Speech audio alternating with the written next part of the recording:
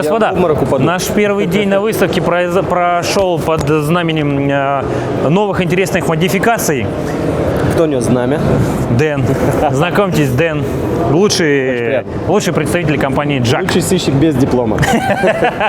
А там как раз один маленький, другой высокий был, да? Короче, у нас сейчас получится просто отличный симбиоз. Ребят, мы специально для вас решили вернуться на выставку и снять отдельный репортаж про Jack. Потому что компания Jack представила, по нашему мнению, с учетом нашей специфики, 3 перспективные, офигительные модели. Первое, с которым мы хотим с вами начать, это то, что, по моему мнению, произведет бомбу, правильно? Ну, мы на это очень надеемся. Машина, аналог Hyundai 78-го, то есть а-ля пятитонник, будем его называть так, у которого есть закабинный спальник заводской, оригинальный, и у которого колесная база позволяет вместить 15 евро палетный фургон. С небольшой доработочкой хвост добавляли. Ну, добавляли для гидроборта или добавляли? Надстройщик, нормальные надстройщики добавляют хвост, наращивают, чтобы портал опирался на раму. То есть вровень, чтобы было. Да. Супер. Итак, с учетом вот этой трендизации на 15-палетные грузоперевозки, мы имеем с вами офигительную машину. Потенциале, да. Насколько она дороже будет, чем базовая? Как ты думаешь? Мы предполагаем, что шасси будет дороже за счет удлинения, за счет длины рамы и за счет спальника примерно 50 тысяч разница. Ну, это мы пока так рассчитываем. То есть, когда эта машина должна пойти в серию? Ну, завод обещает, что в декабре первые товарные машины будут здесь. Отлично. Учитывая все эти традиционные наши вещи, перенесем на посленовогодние праздники. Окей, хорошо, я думаю, будет суета какая-то. Вот смотрите, значит, у нас представлен выставочный образец, у которого как раз-таки кабина со спальником, 15-палетный кузов, чей? Нижегородский АМЗ, автомеханический завод. Установлена сюда холодильная установка Yunjin 350 и... 550, извините, 550 модификация. Гидроборд чей стоит? АХТ австрийский. Ахт, да. Под патронажем. Не турецкий? Нет. Австрийский? На тонну? Тонничек 4-цилиндровый. 4-цилиндровый. Сколько вот эта машина выставочная примерно в прайс? То есть, потому что эта комплектация как раз-таки то, что люди просят. Они хотят и чтобы водила поспал, и 15 палет, и гидроборд, и, в принципе... И рыбку, и... Ну, как обычно в России это происходит, да. Давайте так. Шасси в розницу примерно 2 миллиона. Так. Фургон около 400 тысяч. Так. Потому что там достаточно серьезная комплектация фургона. 200 тысяч холодильники, примерно 200 тысяч борт. Итого, значит, 2 800. 2 800. Да? 2 миллиона плюс 400, плюс 200 и плюс 200. 2 800. Я вчера отгрузил Isuzu NPR 75LM, правда, там был холодильник Thermo King, 15-палетка, аналог по полной массе, без гидроборта с рязанским кузовом за 3,6. А здесь с гидробортом за 2,8. Да, и со спальником. И со спальником за 2,8. Поэтому, по моему мнению, у этой машины будет бешеный спрос. Ну, вообще, как бы, вся эта идея родилась от того, что люди просили спальник именно сначала на 75-ку, потом на 80-ку. Почему-то в нашей России, в наших условиях, в нашей стране развит молотонажный дальнобой, я не знаю почему. Ну, у нас в России много чего развито, что в мире не работает. Первоначально мы пробовали запустить идею со спальниками, например, от Чайки, но это все-таки плюс 200 тысяч. Ну, плюс 200, как ни говори, да. Все равно плюс доработка, плюс потеря длины. Он более комфортабельный, конечно, наш спальник, он достаточно сложный. Ну, мы сейчас, когда отправимся внутрь кабины, мы еще, возможно, поспорим. Да. Как бы, да. Пойдем ближе. Итак, что мы имеем? Jack N80 модификация Extra Long. Кабина принципиально снаружи ничем не изменилась, но посмотрите на эти фары. Такие были только на Джаке и у Майкла Джексона. Ёпрсы. Посмотрите, какие тут линзованные. Вообще бомбасы, Вася, черненькие там все сделали. Хром этот потом надо будет убрать. Ну хотя хром вместе с названием, с решеткой смотрится нормально. Пока Дэн отвалился. Так вот. У нас принципиально под капотом ничего не поменялось под кабиной. Это турбированный дизельный двигатель объемом 3,8 литра, мощностью 152 лошадиные силы, крутящим моментом 491 ньютон-метров. Камень давно всем знакомый, полюбившийся 3.8, все дела. Гарантию ребята из Джака дают на этот автомобиль 3 года, либо 200 тысяч километров пробега. Дэн, гарантия 3 года, 200 тысяч, я не ошибся? 10 тысяч, межсервисник 20. Межсервисный интервал 20 тысяч, но 20, если вы гоняете по межгороду. И если вы используете нормальное масло и нормальные расходники. Да. Если, соответственно, у вас вдруг по пропуску городские перевозки, то, конечно, раз в десятку на маслице. Надо ориентироваться больше на заезжать на... часы, мне кажется. Да. Вот, значит... Я думаю, что самое время отправиться внутрь. Значит, смотрите, в базовой комплектации у нашего автомобиля центральный замок, электростеклоподъемники, кондиционер. Тут даже установлен китайский тахограф. Зацени. Дублировано все на английском языке. К базовой комплектации у нас относятся еще подстаканники, пепельницы, ну это мелочи, которые в принципе присущи почти сейчас всем китайцам. Штатная балалайка, у которой есть возможность подключения флешечки через USB разъем. У нас круиз-контроль, регулируемая рулевая колонка, руль с мультифункцией, то есть управление круизом и аудиосистемой с кнопки. Здесь из-за того, что система Евро 5 у нас... Пацаны, какой ключ, да, оцените, у вас вообще пальчики оближешь. Вы что, Мерседесы, что ли, скопировали, Вася? Нет. А, Мерседес у вас? Да, Мерседес. Ах, Перес, смотри, какой ключик, просто посмотри, он тяжелый такой, кондовый, прям как надо. Все загорелось. Так вот, машина Евро 5, машина суперсовременная. Что есть из пассивных систем безопасности? Система курсовой устойчивости. И АБС. АБС. Система распределения тормозных усилий по традиции. Значит, минимальный набор. Тормоза, пневматика. Пневматика. Вот единственное, что как бы вот они, к ним надо привыкать, потому что я тестировал ту машину, я, конечно, вот это поначалу... Потому что ты чайник. Чё, как скажешь? Ну это же вырежет. Я, конечно, вырежу. Ну, вон, видишь, Саня ничего не вырезает, он только яйца вырезать может. Это требует привычки, безусловно. После гидравлики пневматическая система тормозов требует. Так, тормоза у нас круговые, дисковые. В этой вот нет. Задний барабан, передний. Передние дисковые. Вот это что за мандула? Радар активного круиз-контроля. Но это будет только на этой машине. Радар активного круиз-контроля, то есть это система отслеживания положения в полосе. В полосе и дистанции. Вот даже кнопка есть, да? Да. Вот он. Включаешь, отключаешь. А это джак. Вот. Есть Китайский кнопочка, джак. Полоса, дистанция. Приколитесь, ребят, это китайский джак. Так, зеркала у нас с обогревом, но механические, да? Нерегулируемые, да. Нерегулируемые. Ну, в принципе, я один раз выставил и забыл про них, пофигу. Они достаточно информативные, смысла в этом нет. Так, на моторе что стоит? Вебаста есть? Безусловно, Webasto. Подогрев картерных газов есть? Обязательно. Картера. Картера и этой помпы. Помпы? Ну, антифриз подогревается в помпе. Ну, помпа, То есть, да. получается, 2 тена? 2 тена стоит, 2 тена. То есть один греет масло, другой греет антифриз. 220 вольт. Да такое у Майкла Джексона точно нету, только в джаке. Может быть. Здесь Так приборка вот, новая. Приборочка, да, сейчас Саня... О, маршрутный компьютер, давление. Хочу отметить, что по традиции джака сделано все добротно, зазоры нормальные. Пластик не пахнет, даже на той модели, которую мы тестировали. Это вообще просто ароматная машина, потому что здесь ребята... Пластик действительно хорошего качества. Да. Ну, в пределах разумного, Слушай, понятно. а это не камера? Нет, это заглушка. датчик температуры, наверное. Ну, пока, наверное, на приборку выводит заборную или внутреннюю температуру, не знаю, брать не буду. Ладно, кабина кабиной, но самое главное у нас что? Спальное место. Самое время туда отправиться и запробовать, как это все будет. Так как мы люди воспитанные, конечно, мы разуваемся. Вот, смоделировали. Господа, мой рост 185 сантиметров. Мы сейчас посмотрим, как я здесь размещусь. Ребят, смотрите, мой рост 185 сантиметров маловато. Я здесь упираюсь. Реально сделан пластиковые панели, у которых толщина по 10 сантиметров с каждой стороны, и они как раз этот объем съели.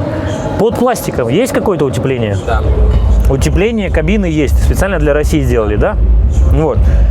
Если ваш рост свыше 180 сантиметров, то придется немножко Диагональку. делать, ну, как бы, либо там чуть коленки подгибать. Водители на 120-ках, они вот сюда кладут дополнительный такой матрасик и ложатся немножко вот так. Ну, либо матрасик, либо ноги сюда просто, голова туда. Классно.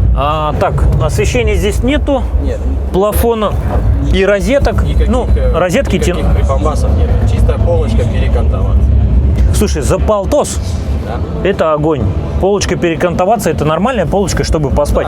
Подождать погрузку-разгрузку, Да. переночевать, если в дороге где-то застало, нет возможности остановиться. Из приятных ништяков молодцы китайцы продумали. Вот форточки. Они с обеих сторон. Вентиляционные форточки. Это, конечно, молодцы, правильно сделали. Чтобы ты что-то бы сюда добавил, что вот тебе лично Я бы не сделал хватает? свет сюда, я бы сделал вот сюда утепление. Вот, почему-то завод это упустил. Вот здесь И зафиксировал утепление. матрас, чтобы он не ездил. Надо вот такой. Слушай, ну на самом деле касаемо утепления, тут все могут в строительном магазине купить такую На фолды какой-то. какую-нибудь шляпу, да, которая мягенькая такая, с одной стороны, которая клеится, и решить этот вопрос. А она же, в принципе, будет и противоскользящим. Ну и вопрос каких-то вешалочек где-то куда-то повесить. Там сзади, по-моему, нету, да? А, вон есть она, но она не совсем, мне кажется, Ну, это удобна. так, да. Тут какие-то есть приблуды. Что-то сделать такое, что... Так, обычно в этом месте за кабинами размещается зип, а в случае с Джаком зип весь в бардачке, в ящике. инструментальном ящике располагается. Это небезопасно, как бы с точки зрения криминогенности. Но в машине Замок побольше. Чем больше замок, тем людям интереснее, что там лежит. Россия, детка. Так, Дэн, есть ли здесь обогрев сидений? Потому что я вижу, Подогрев какой-то сидений. провод подходит. Это датчик по ремня. Датчик ремня, датчик присутствия. То, что Окей. Хорошо. Так, аэрбэгов Здесь нет. сэкономили. Только на малыше у нас. На 56-м. Нет, на На 120-м. 35-м. На 35-м? Почему? Потому что требования сертификации. А здесь не требуется, да? Не требуется, мы пока не удорожаем, потому что это деньги, это новые сертификации, новые вложения. Пока мы решили не делать. Я понял. Окей. Давай снаружи теперь. Ребят, заглянули в кабину, посмотрели, все классно, круто, спальник отличный. Я считаю, за свои деньги, блин, это Для офигительно. данного класса, учитывая, что Это никто такое офигительно, предложить не да, может. да. Потому что долго вот там у Hyundai просили, долго и Isuzu, а джековцы молодцы сделали. Значит, по правой стороне рамы у нас располагается ящик защиты аккумуляторных батарей, бортовая сеть 24 вольта, она запираемая, в принципе, классно, нормально. Аккумулятор по 120 ампер есть. Два аккумулятора по 120 ампер. Здесь же под фургоном располагается два огромных алюминиевых баллона, ресиверы нашей пневматической системы тормозов. Технически это старый добрый 75-й, 80-й, то есть технически ничего не поменялось. Все, супер, классно. Удлинилась рама, она цельная, можете посмотреть, заводская. И добавился спальник. Отлично. Идем дальше. По левой стороне нашей рамы располагается фильтр грубой очистки топлива с насосом подкачки. Он, соответственно, подогреваемый, с влагоотделителем. Все как надо, все как у взрослых. Так как у нас класс Евро-5 и требования обязывают иметь мочевину в составе сжигаемой смеси, мы вот видим здесь баллон для мочевины, он с подогревом. Он с подогревом, он подогревается антифризом. Подогревается антифризом. Подогревается магистраль, которая идет от него, и форсунка подогревается. Отлично, хорошо. Запираемая крышка. Прикол. Я снимал предыдущий Джак 80, там первая крышка без запирания, Да. чтобы Да. а вторая уже забираемая. Как? Где Менталитет. Оскара? Позовите сюда Оскара. Так, ребят, значит, и на данной модификации мы видим топливный бак объемом 210 литров. Ребята, 210 литров – это то, что доктор прописал. Это то, что будет на 80-ках в следующем году уже. В брошюре указано 100 литров. По факту машина будет сертифицирована с баком 210, и не надо геморроиться с поиском вот. Некоторые захотят 400, как бы. Знаете, всегда А я хочется чуть-чуть захочу, больше, да? а я захочу установить сюда метановую кассету. Флаг, барабан. Потом все это расскажем вам, покажем. А больше по раме здесь ничего интересного. Металлический ящик стандартный. Ну, это, конечно, смешно. Посмотрите, Александр. Инструментальный. А? Грушечный. Да, а вот же, вот он. Почтовый ящик. Ага. Ну и запаска, соответственно, дальше. Смотрите, значит, если вам не нужен гидроборд, то заморачиваться и наращивать раму, в принципе, не нужно. Нормальные настройщики делают. В чем суть? Смотрите, если не сделать вот здесь удлинение, она будет упираться только на драмник, и вот эта часть портальная, да, она будет как бы подвисшая в воздухе. Если вы захотите заехать каром туда, либо грузчиком, вас поведет. Поэтому это... Распределение нагрузки, грамотное распределение нагрузки, не что иное. 20 тысяч рублей, это не те деньги, как бы, просто более жесткая конструкция портала. Окей. Ты знаешь толщину рамы, какая идет? Нет. Не знаешь? Она однослойная, двухслойная? Однослойная. Однослойная. Были ли какие-то отказы по раме? Что-то происходило вопиющее? Ну, основная засада бывает, когда неграмотное удлинение по предыдущим, да, поколениям. Вот. И один был тотальный случай ДТП. Мы не можем предоставить раму как запчасть, к сожалению. Ее надо сертифицировать, это муторно. Пришлось машину списывать. Значит, пришло время подойти. Не уходи, не уходи. Что сюда поставили? Гидроборд. Евгений, представитель компании Хива. Здравствуйте. Вот, расскажи, пожалуйста, какой гидроборд сюда поставили? Сюда поставили гидроборд АХТ.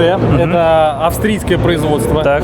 У них фишка то, что все практически запчасти они делают у себя на заводе. То есть не как Лего заказывают по разным частям, собирают, а все делают у себя. Они существуют, я точно не помню, но с 1800 какого-то года, 1084 может быть, начинали с гидравлики. У них порядка 80 патентов собственного, скажем так, производства. Вот, поэтому они как специалисты в гидравлике, потом они очень плотно занимаются алюминием, поэтому стали делать борта. Соответственно, в линейке есть полностью алюминиевые борта, есть борт, механизм стальной, платформа стальная или алюминий. Можно механизм комбинировать, короче, можно, да? Да, можно взять механизм алюминиевый, там, платформу дырчатую. Хорошо. Какое количество моделей вы представляете? Грузоподъемность самая маленькая какая? 400. Так, дальше. Дальше пошли стандартные 500, 750, тонна, 1,5, 2, 2,5, 3. Даже так? Короче, на 3 мы останавливаемся. На 3, а куда больше? Танки, что ли, поднимать? Ну, были запросы на больше, они раньше делали, сейчас отказались. Окей, хорошо. А двухцилиндровый, четырехцилиндровый тоже, да, вот модификации? И даже трехцилиндровый. Даже трехцилиндровый. Один снимаешь, получается 3. Не, реально, есть линейка на закрытие платформы, то, что закупили Dixie в 2013 году. Там как раз-таки трехцилиндровый борт. 2 на подъем, 1 на опускание, да? Один, да, на опускание платформы. Я понял. Хорошо. А какую гарантию даете? 2 года на цилиндры, 1 год на все остальное. На все остальное. Сколько у вас партнеров? Какая дилерская сетка? Так как мы сами Хива, у нас есть своя большая дилерская сеть. Соответственно, мы добавляем продукт, и вся наша дилерская сеть поддерживает этот продукт, плюс гидроборд может обслуживать любая компания, которая занимается гидробортами. Ну да, в принципе, они ничего все сложного. одинаковые. Да. В данном случае, какая модель конкретно вы сюда поставили? Так, это 4-цилиндровый Так. ЛТК 1000. На тонну. Грузоподъемность тонна. Грузоподъемность тонна, механизм стальной, Так. платформа алюминиевая. Сколько он весит? Этот пульт идет в базовой комплектации? Нет. За дополнительные деньги? Да. Сколько денег он стоит, пульт? 150 евро. 150 евро. А кроме этого пульта, органы управления с другой стороны, да? Пойдем посмотрим. Так, платформа широкая. Так, значит, у нас здесь есть запираемый ящик. Во-первых, во-вторых, ключ... Антивандальное исполнение, это у нас стандарт. Ага. Это, понимаю, ключ безопасности, да? Да. Отдельный? Да. Ага, окей. Ставили. Есть ли дополнительная кнопка в кабине или В кабине нет, все здесь. убрали отсюда, да? Да. Окей, так, и давай я попробую разобраться на... Если бы я его только взял, это складывание и это складывание. Так, сейчас. Это опускание. Тогда подъем за счет каких нас? Нет, это складывание. Сейчас поднимется и пойдет наверх.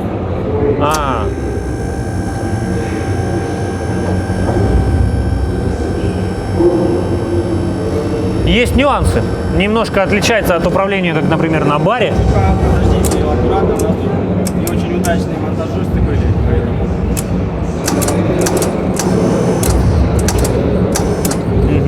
делали все в спешке. Так. То есть мы буквально за 3 дня решили поставить. А то на заводе не заказали уголок, как Портал. видите. Мгм. Пришлось быстро за 1 день как бы придумывать, резать немного платформу. Это старая модификация установки гидробортов, вырез. Сейчас мы при производстве фургонов, естественно, заказываем на заднем портале специальный выступ, порог. Его варят, чтобы он был жесткий, крепкий. Сколько стоит ваш гидроборд? Вам какую цену объявить? Спеццену или... По какой вы давай так, торгуете для клиентов? Примерно. Тонник у нас будет где-то 260 тысяч. С установкой? Нет. Без монтажа? Установка это 20 тысяч. по-разному, кто как хочет, кто как обдирается. Да? Ну-ка дай пульт. 260 плюс 20. 280 тысяч рублей на тонну 4-цилиндровый. Да. В принципе, неплохо. Чего ты говоришь по-английски здесь, по-немецки? Их швайны не видишь, что ли? Нормальный пульт. Так, такой пульт стоит 150. Но мне кажется, его будут терять и его будут воровать. Нет, у него есть... Вот, Денис, ты по-любому отжал, куда-то взял. У него есть своя штучка, повесил Петелька. в кабину, да. Ну, классно. Пусть бы я буду крайний, но мне никто ничего не отдал на него.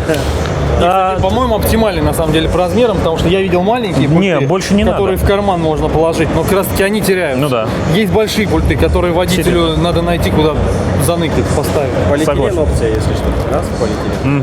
Еще у нас есть, соответственно, платформы половинчатые. В Новосибирске у нас тоже такие любят, чтобы одна дверь была, у водителя был доступ. Слайдеры есть? Есть слайдеры, есть... Ну, короче, весь модельный ряд вы перекрываете, да? Да. Красавчики. А можно ли пользоваться пультом, не включив ключ безопасности? Нет, конечно. Все, я понял. Ну, мало ли так подошел, чик-чик. И разгрузил машину где-нибудь на стоянке чужую. А, кстати, у нас цилиндры алюминиевые, что облегчает вес. Какой вес у тонника вот этого? Я не помню, мне кажется, 382, но не скажу. Тоже зависит от лопаты. 1800, 1600. У нас нет никаких электронных плат. То есть там нечему гореть. И окисляться, И да. окисляться. Самая простая конструкция, да. За что его, в принципе, любят. Его ставят на японских заводах Isuzu. Классно. Изначально. Можно найти древние машинки, даже 20-летние, которые ходят еще с гидробортами АХТ. Сюда установили специально для выставки фургон высокой изотермичности производства завода АМЗ, Нижний Новгород. Габаритные размеры: длина 6,20, ширина 2,60, высота 2,20. В пересчете это 30 кубов по наружным габаритам, 15 палет вместимости. На заводе специально для выставки, естественно, поставили люксовую комплектацию: пластик снаружи полностью, нержавеечка, фурнитура нержавейка. В данном случае здесь запираемая, с навесным замочком и обычным ключиком. Уплотнитель у нас 5-лепестковый. Слушай, такой же, как на заводе Центр Транстехмаш ставят. Очень похожий. Такой же уплотнитель, как на заводе Центр Транстехмаш. Опционально сюда добавили настил пола рифленый алюминий. Ту же самую отбортовку из рифленого алюминия высотой порядка 300 мм. Вы можете обратить внимание на один нюанс. Здесь пол так называемое сварное корыто, когда все швы по периметру жестко и хорошо крепко проварены. Один единственный недостаток, что вот это соединение, хотя и имеет небольшой терморазрыв, но все равно это является мостом холода по полу, по стенам и крыши. Ширина уплотнения резинового перекрывает эту металлическую часть, но вот по полу это небольшой легенький мост холода. Особо стоит обратить внимание, что здесь ребята дополнительно поставили еще такелажную ленту. Как я и говорю, ее можно ставить 1, 2, 3 ряда на ваш выбор. И обратите внимание, насколько ярко в этом фургоне. На такую длину завод Центр Транстехмаш обычно вешает 2 плафона утопленные. Нижегородцы здесь повесили 3 мощных светодиодных плафона, и поэтому здесь достаточно, даже очень сильно ярко. Вот, обратите внимание, с полностью закрытыми дверями, насколько ярко внутри фургона. Корейская холодильно-отопительная установка марки Yunjin Thermo. Ребята ставят, Серега Крылов, скорее всего, поставил этот холодильный агрегат. Мощный, с тремя вентиляторами турбинного типа, модель Yunjin 550. На данном объеме этот холодильник способен поддержать температурный режим в интервалах от плюс 12 до минус 18 градусов, таким образом перекрыв 95% потребностей в грузоперевозках при температурном режиме. Обратите внимание на одну очень полезную вещь. Здесь есть наклеечка для тех, кто слабо понимает, как должна быть загрузка. Как недопустимо загружать внутреннее пространство фургона для того, чтобы не было круговорота охлаждаемого воздуха. И как правильно это сделать. Очень важно оставлять везде свободное пространство для того, чтобы циркуляция воздуха была не нарушена и поддерживался ваш температурный режим. Потому что если вы загрузите неправильно, в районе холодильника вы к чертовой матери заморозите, в районе этой части фургона вы к чертовой матери все разморозите. Поэтому это очень важный момент. АМЗ за это молодцы. Друзья, ну что, самое время подводить итоги. По нашему мнению, этот автомобиль будет пользоваться огромным спросом и популярностью, потому что это автомобиль с полной массой почти 8 тонн. JAC N80 молодцы, прибавили лишних 500 килограмм в угоду всяким весовым контролем и рамкам автоматического взвешивания транспорта. Значит, турбированный дизельный двигатель Cummins 3.8, нормальный, надежный, нормальная гарантия 3 года, либо 200 тысяч километров пробега, межсервисный интервал 20 тысяч километров. Родной закабинный спальник, нормальная, хорошая комплектация кабины, все обогревается, все электрическое, все прям класс. И в том числе кондиционер. 3 колесные базы, которые позволяют вам сюда поставить фургон на 8, на 10, на 12 или в нашем случае с широким фургоном на 15 евро палет. Классная вещь. Сюда можно установить гидроборд, любой фургон, любую настройку, промки, тента, все что угодно. Нормальный мощный холодильник. Ждем официальной премьеры этого автомобиля к концу года. Ориентировочная стоимость шасси, со слов представителя, составит 2 миллиона рублей. Ближайшее шасси Hyundai начинается в старой морде с 2.7, с 2.8. Есть над чем подумать. Окончательное решение за вами. До новых встреч. Пока.